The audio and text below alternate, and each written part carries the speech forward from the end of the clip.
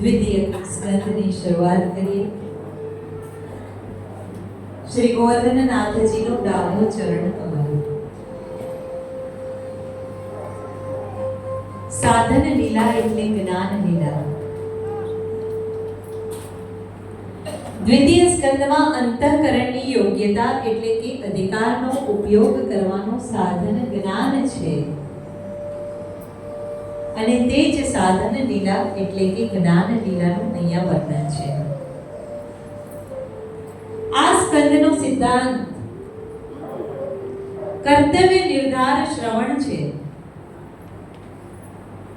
અને કર્તવ્ય નિર્ધાર શ્રવણ જ સાધન લીલા અને જ્ઞાન લીલા કહેવાય છે. આ સ્કંદમાં ભગવાનની 10 વિશિષ્ટ લીલાઓનું શ્રવણ કરવાનું હોવાથી 10 અધ્યાય આવેલા છે. પરીક્ષિત રાજાએ સુખદેવજીને પ્રશ્ન પૂછ્યો છે કે જેનું મરણ પાસે આવ્યું હોય તેનું કર્તવ્ય શું? જેનું મરણ પાસે આવ્યું હોય તે શું કરે અને શું ના કરે? હે સુખદેવજી, મને મનુષ્ય માત્રનું કર્તવ્ય સમજાવો. સુખદેવજી ઓંકારનો ઉચ્ચાર કરી અને પદ્માસન વાળીને બેઠા છે.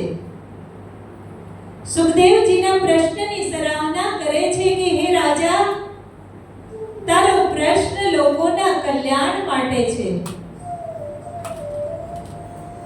સુખદેવજી કહે છે કે હે રાજા, માનવને મળેલું આ જીવન એ ઉત્તમ ખજાનો છે. હજારો વર્ષના પરિશ્રમે માનવ દેહ મળ્યો છે.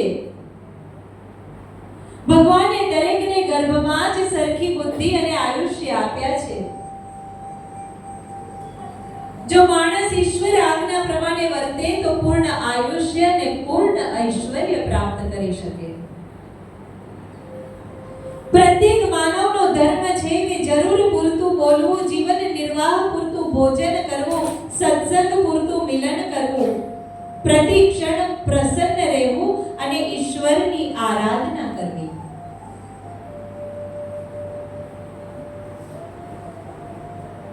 માનવી